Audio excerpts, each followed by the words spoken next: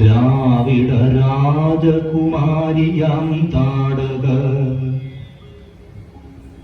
താമരച്ചോലകൾക്കക്കരെ ഭാർഗവരാമൻ തെളിച്ചിട്ട സഞ്ചാര വീതിയിൽ കണ്ടു ശ്രീരാമനെ. താമരച്ചോലകൾക്കക്കരെ ഭാർഗവരാമൻ തെളിച്ചിട്ട സഞ്ചാര വീതിയിൽ കണ്ടു ശ്രീരാമനെ.